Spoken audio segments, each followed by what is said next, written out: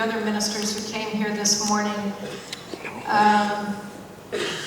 And it reminded me, everybody talking and sharing the same perspective on the massacres in Paris on Friday night. That this was an attack against us all, that this was an attack on humanity, on civilization, and unfortunately a direct attack on all of the people who were massacred, going about their lives in Paris, and what it really means, the kind of toll that terrorism takes. And I have to admit that lurking in the back of my mind, and I think in the back of a lot of Israelis' mind, was a lingering question that has bothered us each time there were mass terror attacks, beginning perhaps in Madrid, London, in 2005, and ever since, which is, do they get it now? Do they understand? Here we are, the nation of Israel, so many of us putting the tricolor on our Facebook pages, and thousands of Israelis participating in vigils and in really sort of these ceremonies where we come together to express our revulsion at what happened to the young people in Paris on Friday night. And the question always lurking in our brains, even if we don't mention it out loud, is, do they get it? Do they understand? In fact, the day that the terrorist bombings took place in London in 2005, I wrote a column for the Jerusalem Post that appeared the next day, which I called An Attack on Us All, an attack against us all. And in it, I described how the British governments had been acting in a very clear way from a political perspective under Tony Blair and subsequent to that, to make a distinction between Palestinian terrorism against Israel and terrorism against the rest of the world, and Islamic terrorism against the rest of the world. And wondering whether now that they have suffered the same fate as Israelis suffer every day, whether they would finally understand that terrorism, as Prime Minister Netanyahu said, is indivisible. Well, a decade passed since those terrorist bombings in London, and the distinction that Europeans in particular make on the ground, regardless of their declarations immediately after terrorist bombings, between the murder of Israelis at the hands of Palestinian terrorists and the murder of foreigners at the hands of terrorists has only grown. The discrimination against Israel, the hands particularly of Europeans, and the distinction that they make between Israel and their countries and the rest of the countries of the world has only been exacerbated, has only escalated, has only grown much worse. And I think that in the question itself is a hope that the discrimination that Israelis have experienced at the hand particularly of European governments, that discrimination is based on a lack of awareness, on an ignorance of what's happening, of an ignorance of what jihad is, an ignorance of what it is that fuels terrorism. But unfortunately, and that as a result, once that ignorance is rectified, once people learn for themselves what it means, they will treat us in the same manner with which they would like us and expect us to treat them, and the way that they treat one another. Unfortunately, the reason why that never happens is because the distinct relationship that they have with Israel, the distinct way that they have of treating us, is not based upon a lack of experience. It's prejudice, not facts, that stand at the heart of the bum deal that Israel has repeatedly received from Europe. It's because the facts, and when the facts don't match that prejudice, we see here on the ground every day, and we have with increasing urgency or expansiveness on every single day, that Europe is spending millions of euros every single year in, year out, funding anti-Israel organizations here, registered as non-governmental organizations, whose task is to distort facts or invent facts in order to align with the prejudicial view that Europeans hold of Israel. We don't abuse human rights. We don't break international law. And yet we see an army of NGOs every single day putting out more and more reports claiming the opposite is true, claiming that black is white and white is black. Now, why is this?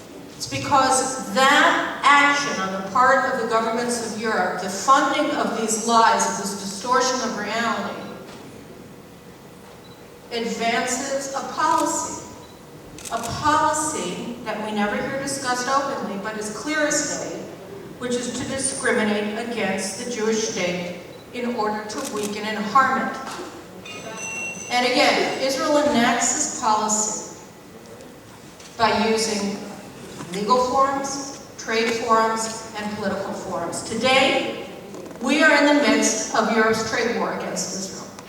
The war itself, the existence of this trade war that Europe is waging against us is hidden. It's never acknowledged. It is hidden by lies. Lies about international law, lies about consumer protection, and lies about human rights. But the war itself is a breach of international law. It doesn't protect consumers, and it harms human rights. The EU's new labeling guidelines for Israeli products produced beyond the 1949s are precisely what they appear to be. They are a new set of rules that apply only to the Jewish state and to our detriment. That's all. They do not exist for anybody else, only for Israel. Now, what do these labels say? Do they say product of the West Bank? No. Do they say product of Judea and Samaria? No. They say that products produced beyond the 1949 armistice lines by Jews are products of Israeli settlements. Not same labels that they use for products produced by non-Jews in those areas, only Jews. And the interesting thing is both the distinctiveness of the labeling and the fact that it isn't only the place of origin, but who produces them. Now, European officials argue that the purpose of these labels is not to harm Israel, but simply to protect consumers. But if they aren't directed against Israel, then it isn't possible to argue that consumers have been harmed by the use of the labels made in Israel. And if consumers have been harmed by the fact that Israeli products produced beyond the 1949 armistice lines have been labeled to date made in Israel, then that means that this is a policy that's directed against Israel. That Israel has been doing something wrong for which it must be punished, because apparently the Europeans believe that if consumers aren't told that Israelis operating beyond the 1949 armistice lines are producing these products, then they won't know not to buy them. And what they have to learn is not to buy them, and therefore they're told not only that it's made in the West Bank, not only that it's made in Judea and Samaria, but it's made by Israelis. Now,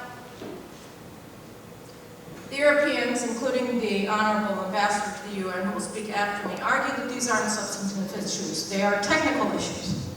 And they're right. They are technical issues. They are technical barriers to trade, and as such, they are illegal under international law. Under the WTO treaties, it is illegal to introduce technical barriers to trade among trading partner signatory nations of the WTO projects. Now, if they want to continue with these labels and not be in breach of binding international law, then they can leave the WTO, or alternatively, they can remain in the WTO and use the same labels against everybody in the same legal situation.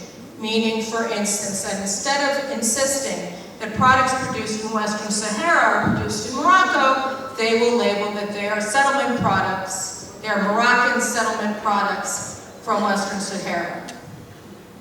Now, they're not going to pull out of the WTO, and they're not going to apply this new rule equitably across the board to everybody, because they don't care about this issue when it applies to anybody else.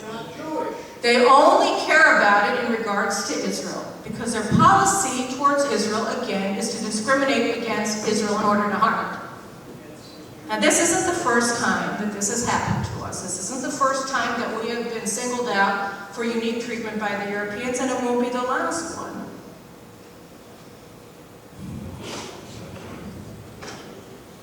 But we have to understand that it isn't simply a question of wanting to make it about technical issues. This is part and parcel of an overall policy whose purpose is to harm the Jewish state. And why do they want to harm us? Because they don't want to treat us the same way that they treat everybody else. They don't think that we deserve to be treated the same way as every other country in the world, let alone every other liberal democracy in the world.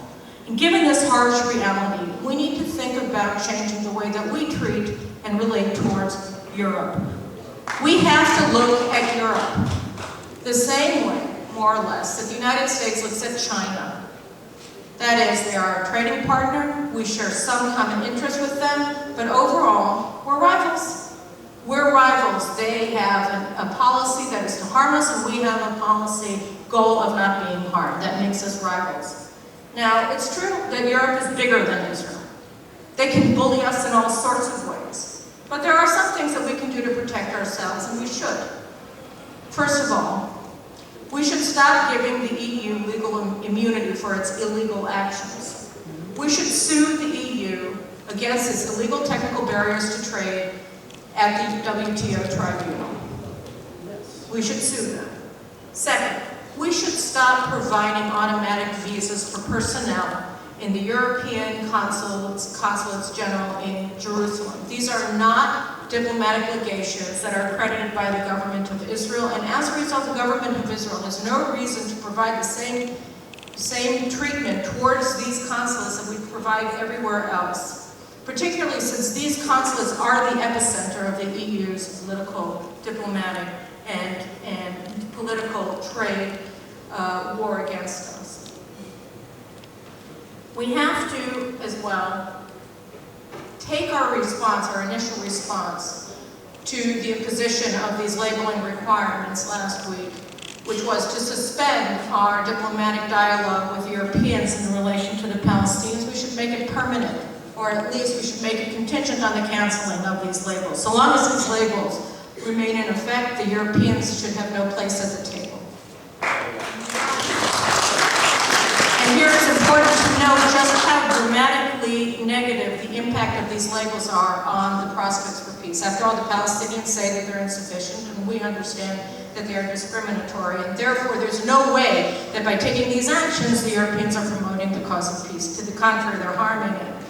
As to the NGOs, not only should we do what the Knesset is now debating doing, which is requiring them to note on other publications that they are funded by foreign governments, we should deny them tax breaks that they receive, which are respective subsidies by Israeli taxpayers of their actions against us, funded by foreign governments whose purpose is to undermine our ability to govern ourselves.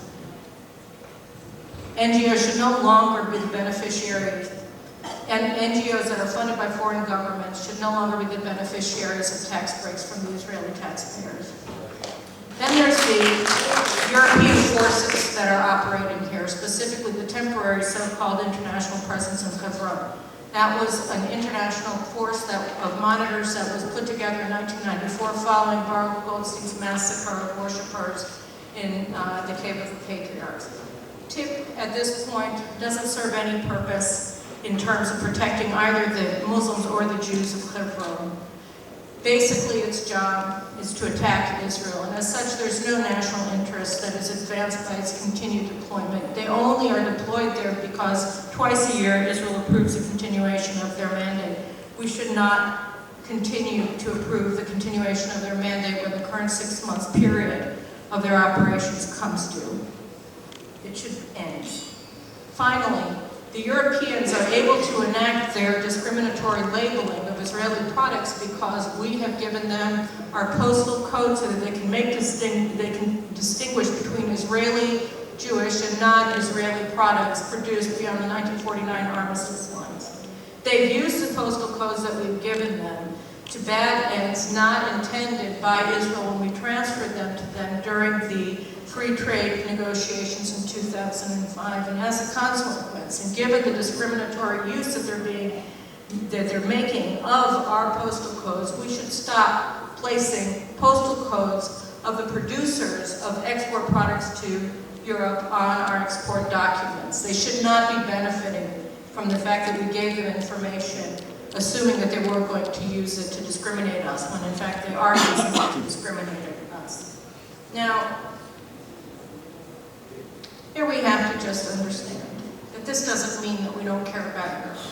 And it doesn't mean that we don't truly, honestly, and to the bottom of our heart, feel their pain when they're massacred the same way we are by the same people who have the same goal of forming a global caliphate and destroying Western civilization.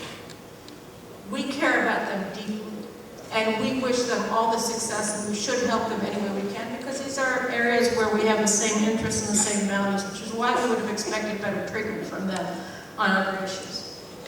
God should protect the Europeans from the jihadists and bless the memories of those who were murdered in Paris, killed by our common enemies. But the fact that we care about the Europeans doesn't mean that their governments and their elites have our best interests at heart. We do. And they won't. Because time and experience has shown that they don't learn. Because their position against us is not based on fact, it is based on prejudice. And we should not be rewarding that prejudice ever again. We are here for them. We'll be happy to stand with them in our common fights. But where our common goals do not intersect, we have to stand by our interests and stand against those who discriminate against us because we are the Jewish state, and not allow them a foothold in our decision-making about things about which we have no common interest. So I thank you all very much, and I look forward to continued trade with Europe and good relations where they're possible, and I look forward to our leaders challenging the Europeans on the things that they have done to harm us. Thank you very much.